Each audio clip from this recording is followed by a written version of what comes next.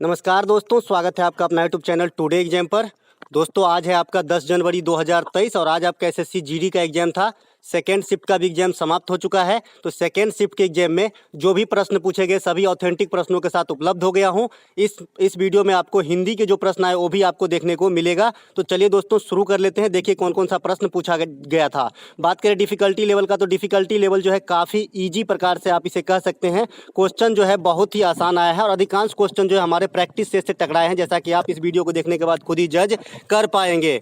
एक प्रश्न आया था दोस्तों कि चीन का दीवार किसने बनाया था। अब देखिए कोई क्वेश्चन पूछने वाली है कि चीन का दीवार जो है ये सी हुआंगटी नामक आदमी जो है बनाया था। दुनिया के 7 अजूबा में इन्हें भी शामिल किया गया है। दुनिया का ये सबसे बड़ा दीवार है, ये अंतरिक्ष से भी देखने को मिल जाता है। अगर आपसे कोई पूछे कि भारत में किस किला को जो है भारत का चीन का दीवार कहा जाता है, तो कुंभलगढ़ के जो किला है जो आपका राजस्थान के अंदर स्थित है, इसे भारत के चीन का दीवार कहा जाता है। एक प्रश्न आपसे पूछा गया था कि भारत का प्रथम महिला राज्यपाल कौन है। देखिए दोस्तों, मैं सब दिन सजेस्ट करते आया हूं कि आपको जो लुसेंट में विविध वाली चैप्टर है वहां से आपको क्वेश्चन जरूर देखने को मिलेगा। और यहां से आपको पूछ दिया गया है भारत का प्रथम महिला राज्यपाल। तो भारत के प्रथम महिला राज्यपाल जो है ये सरोजनी नायडू है। अगर आपसे कोई पूछे कि प्रथम महिला मुख्यमंत्री कौन है, तो सुचेता कृपलानी है। तो ये बात सब आपको ध्यान रखना है। दोस्तों मैं थोड़ा बाहर हूँ, इसीलिए मैं एनालिसिस आज ठीक से नहीं करा पाया। आज मेरा ड्यूटी था और मैं भी ड्यूटी से घर जा रहा हूँ। रास्ते में ये वीडियो आप लोगों के लिए बना रहा हूँ ताकि आपको जो है जो वीडियो जो है आपका मिस न हो। कांग्रेस की अध्यक्षता करने वाली प्रथम भारतीय महिला अगर आपसे पूछे तो सरोजनी नायडू, जो 1925 में किया था कांग्रेस की अधिवेशन की अध्यक्षता। अगर वहीं पर खाली कांग्रेस की अध्यक्षता करने वाली प्रथम महिला पूछे तो आपका आंसर एनी बेसेंट होगा, क्योंकि आप जानते हैं कि एनी बेसेंट जो है एक आयरिश लेडी थी और इसे भारतीय नागरिकता भी प्राप्त था। इसीलिए अगर खाली महिला पूछे तो एनी बेसेंट, अगर भारतीय महिला पूछे तो आपका आंसर सरोजनी नायडू हो जाएगा। आने वाले शिफ्ट के लिए क्वेश्चन इंपॉर्टेंट रहेगा। एक प्रश्न आपसे पूछा गया था संवेग का एसआई मात्रक क्या होती है। देखिए दोस्तों, संवेग का जो सूत्र होता है मास गुने वेलोसिटी होता है। तो आप इससे भी लगा सकते हैं। मास का क्या होता है किलोग्राम, ठीक है, और वेग का क्या होता है मीटर प्रति सेकंड। तो किलोग्राम मीटर सेकंड इनवर्स भी लिख सकते हैं इस प्रकार से, या पर सेकंड भी लिख सकते हैं। तो दोनों में से जिस प्रकार से ऑप्शन में लिखा गया होगा आपका राइट आंसर हो जाएगा किलोग्राम मीटर प्रति सेकंड। एक प्रश्न आपसे पूछा गया था कि टीएच विनायक का संबंध किससे है। ये प्रश्न मुझे थोड़ा सा अच्छा लगा यहाँ पर। इसे हम लेवल मॉडरेट में लेकर चलेंगे क्योंकि ये जनरली इस नाम को हम नहीं जानते हैं, ठीक है। तो यहाँ पे अधिकांश बच्चा इसमें तुक्का ही लगाएंगे। तो टीएच विनायक जो है ये घाटम नामक एक वाद्य यंत्र होता है जो आपका जो एक भगोना के जैसा रहता है। तो इस वाद्य यंत्र को प्ले करते हैं आपका टीएच विनायक। तो ये राइट आंसर घाटम करके आना था। अगला एक प्रश्न पूछा गया था। देखिए फीफा में सब दिन बताते आया हूँ कि फीफा काफी इंपॉर्टेंट है। फर्स्ट शिफ्ट में भी आपको फीफा से क्वेश्चन देखने को मिला था। सेकेंड शिफ्ट में भी आपसे फीफा का जो है मुख्यालय पूछ दिया है, क्योंकि फीफा अभी अभी हुआ है। और सबसे बड़ी बात फेमस होने का वजह यह है कि इंडिया का जो टीम था फुटबॉल वाली, उसे यहाँ से रिस्ट्रिकेट कर दिया गया, खेलने नहीं दिया गया। इसलिए काफी चर्चा का विषय बन गया। इसमें सुप्रीम कोर्ट भी इन्वॉल्व है। तो इसीलिए फीफा पूछा गया था। इसका मुख्यालय, फीफा का मुख्यालय जो है ज्यूरिख के अंदर है। अगर आपसे कोई पूछ ले कि फीफा का स्थापना कब हुआ था, तो 1904 ईस्वी में हुआ था। कब हुआ था? 1904 ईस्वी में हुआ था। 4 साल के अंतराल पे ये खेल खेली जाती है।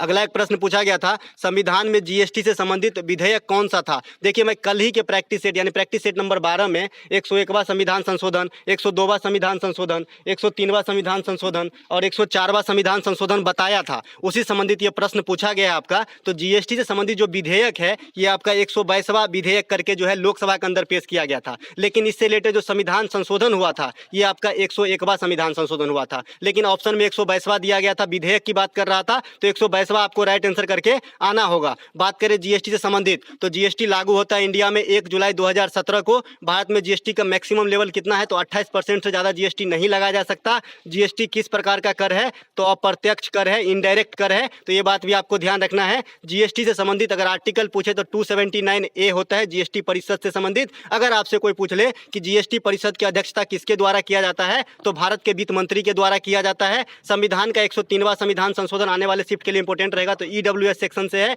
जो सामान्य वर्ग के लोग जो आपका गरीबी रेखा के नीचे है, मतलब गरीब है, उसे 10% आरक्षण देने की बात कही गई है 103वां संविधान संशोधन के थ्रू।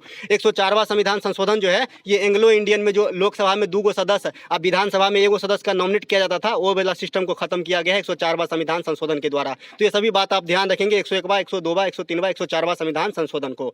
अगला एक प्रश्न फिर से फीफा से पूछा गया कि फीफा में जो आपका पेनल्टी किक और गोल पोस्ट की ऊंचाई कितनी होती है पेनल्टी किक से। तो इस प्रकार से आपको जो है प्रश्न प्रश्न पूछा गया है। तो गोल पोस्ट की जो ऊंचाई है ये डिपेंड करता है कि ऑप्शन में क्या था। इसे हम पौने 2.5 मीटर के करीब मान के चलेंगे, 2.45 के करीब होता है, 2.44 ही होता है वैसे, लेकिन 2.45 मीटर मैं यहाँ पर आंसर में लिखा हूँ। तो देख लीजिएगा ऑप्शन में क्या था और यही राइट आंसर करके आपको आना था।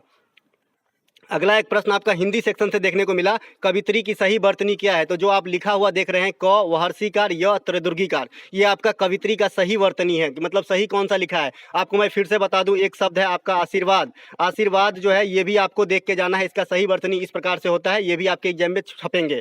सरोवर का पर्यायवाची शब्द आपसे पूछा गया था, सरोवर का ताल हो जाता है, यानी जिसे पोखरा बोलते हैं गाँव घर में, सरसी हो जाता है, ये सब आपका जो है सरोवर का पर्यायवाची शब्द हो जाएगा। एक प्रश्न आपसे पूछा गया था हिरण का पर्यायवाची शब्द, देखिए एकदम कॉमन लेवल का पर्यायवाची शब्द आपसे पूछा गया था। तो हिरण का जो पर्यायवाची शब्द होता है मिर्ग होता है, और ऑप्शन में भी मिर्ग दिया गया था, ये लो लेवल का पर्यायवाची शब्द है और डायरेक्ट हिट करता है बच्चे को, और सीधे सीधे आंसर है इसका मिर्ग। अगला एक प्रश्न पूछा गया था कि समुद्र का पर्यायवाची शब्द क्या है। देखिए समुद्र का पर्यायवाची शब्द जो है ये आपका कई सारा होता है, अब ऑप्शन पे डिपेंड करता है कि कौन सा ऑप्शन में दिया गया था। वैसे अम्बोडी, जलाधि, सिंधु, ये सब जो है आपका सिंधु सागर भी हो जाएगा, तो ये सब आपका जो है समुद्र का पर्यायवाची शब्द हो जाएगा। एक प्रश्न आपसे पूछा गया था कलबेलिया नृत्य किस राज्य से संबंधित है। आपको हमारे वीडियो के प्रैक्टिस सेट वाले वीडियो के थंबनेल पे ये क्वेश्चन मिल जाएगा। कलबेलिया नृत्य जो है ये राजस्थान राज्य से संबंधित है, ठीक है, ये कहाँ से संबंधित है, राजस्थान राज्य से जो है संबंधित है। कठपुतली नृत्य का नाम आपने सुना होगा, ये भी आपका राजस्थान से संबंधित है, कठपुतली नृत्य। तो ये बात भी आपको ध्यान रखना है। गणगौर हो जाएगा, पनिहारी हो जाएगा, घूमर हो जाएगा, ये सभी भी राजस्थान राज्य से संबंधित है। पुष्कर मेला, पुष्कर मेला जो है ये आपका राजस्थान से राज्य से संबंधित है, अजमेर में होता है, लेकिन पुष्कर उत्सव जो है जम्मू कश्मीर में होता है, ये भी मैंने डिफाइन करके बताया था।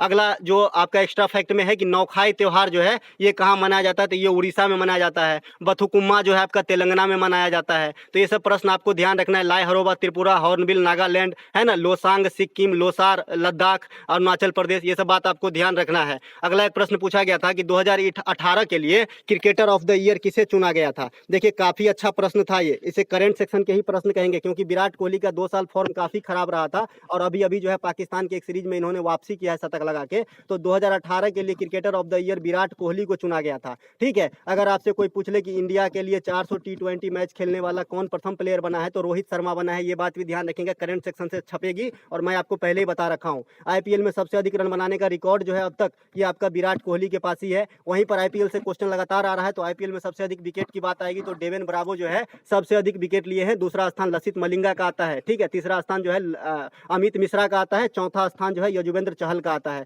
विकेट लेने के मामले में। और आईपीएल का जो भी मतलब डाटा है, इससे पहले वाले वीडियो में हमने आपको अच्छे से समझा दिया था, क्योंकि आईपीएल जो है पिछला वाले से ही पूछा जा रहा है, तो आपको अच्छे से रीड कर लेना है। पीडीएफ आपको टेलीग्राम पे मिल जाएगा। अगला एक प्रश्न पूछा गया था कि सोन नदी का उद्गम कहाँ से होती है। देखिए सोन नदी और नर्मदा नदी ये दोनों का उद्गम जो है अमरकंटक जो मध्य प्रदेश में स्थित है, अमरकंटक के पहाड़ी से होती है। जबकि सोन नदी जो है ये उत्तर की ओर फ्लो होने लगती है और नर्मदा नदी जो है ये आपका पश्चिम की ओर फॉलो होने लगती है। और सब पटना के समीप यानी आरा से थोड़ा और आगे निकलेंगे तो कोइलवर एक जगह है, वहां से थोड़ी और आगे जो सोन नदी जो है गंगा में समा जाती है, ठीक है। तो ये गंगा की सहायक नदी हो गई और किस तरफ बहती है, उत्तर की तरफ। लेकिन अमरकंटक के मतलब नर्मदा नदी जो अमरकंटक से ही निकलती है, ये आपका उल्टा दिशा में बहने वाला नदी है। भारत का गिने चुने नदी ही उल्टा दिशा में बहती है, जैसे नर्मदा और ताप्ती। ये दोनों नदी जो है डेल्टा का निर्माण भी नहीं करता है। डेल्टा भारत में अगर सबसे बड़ी डेल्टा, भारत ही क्यों विश्व में अगर सबसे बड़ी डेल्टा की बात कर ले तो सुंदरबन डेल्टा है, जो आपका पश्चिम बंगाल में स्थित है, साथ साथ बांग्लादेश के कुछ पार्ट में फैला हुआ है। इसे गंगा ब्रह्मपुत्र डेल्टा भी कहते हैं। तो नर्मदा नदी जो है डेल्टा का निर्माण नहीं करता है। साथ ही साथ सरदार सरोवर परियोजना हो गया, ओमकारेश्वर परियोजना हो गया, ये सभी नर्मदा नदी पर स्थित है। अगर आपसे कोई पूछ ले कि नर्मदा नदी कहाँ गिरती है, तो अरब सागर में गिरती है। कहाँ गिरती है, अरब सागर में गिरती है। और अगर डेल्टा का निर्माण नहीं करता है तो कोई चीज का तो निर्माण करता होगा, तो एक्सचुरी का निर्माण करता है आपका नर्मदा नदी। दोस्तों आज का था ये आपका वीडियो। जो भी प्रश्न मुझे प्राप्त हुए सभी प्रश्नों को आपके साथ लाया, सभी ऑथेंटिक प्रश्न है, आप मिला भी सकते हैं। साथ ही साथ ये पीडीएफ आपको हमारे टेलीग्राम पे मिल जाएगा, तो टेलीग्राम ज्वाइन करना नहीं भूलिएगा। और दोस्तों अगर जो हमने पहले प्रैक्टिस सेट आपको, अगर आपके पास 5-6 दिन या 10 दिन की टाइम है इस एग्जाम को देने के लिए, तो जो हमने प्रैक्टिस सेट का वीडियो आपको 12 प्रैक्टिस सेट का वीडियो प्रोवाइड कराया विथ पीडीएफ, उसे अच्छे से रीड कर लीजिए। जहां तक मैं देख पा रहा हूं जो भी जीके जीएस के प्रश्न आ रहे हैं, मैक्सिमम प्रश्न जो है हमारे पीडीएफ से ही आ रहे हैं। अगर आपकी क्योंकि अगर आपने पहले से ही रीड किया है तो आप खुद ही जानते हैं, कहने की ज़रूरत नहीं है। तो मिलेंगे एक नए वीडियो में, तब तक के लिए जय हिंद दोस्तों। और ये PDF लेके आप टेलीग्राम चैनल से प्रैक्टिस जरूर कीजिएगा और सभी PDF को एकत्रित करके जो है आपको पढ़ना है, क्योंकि बहुत सारे क्वेश्चन जो है आपको दोहराया जाएगा। जैसे मैंने MTS का एनालिसिस करवाया, ग्रुप डी का एनालिसिस करवाया, तो बहुत सारे प्रश्न जो है हूबहू रिपीट किए जाते हैं। इसके अलावा एक प्रश्न और मुझे याद आ गया, जो बच्चे ने बताया कि न्यूटन का सेकंड लॉ पूछा था। क्या पूछा था? न्यूटन का सेकंड लॉ पूछा था। तो आपको ये बात भी ध्यान रखना है, न्यूटन ने गति के 3 नियम दिए हैं, तो इन्होंने पूछा था कि भाई जो गति के दूसरा नियम है कौन दिए हैं, तो इसका आंसर भी न्यूटन है, क्योंकि गति का इन्होंने 3 नियम दिया है। साथ ही साथ न्यूटन महोदय जो है ये शीतलन का नियम दिया है। तो ये बात सब भी आपको ध्यान रखना है। मिलेंगे एक नए वीडियो में, तब तक के लिए जय हिंद।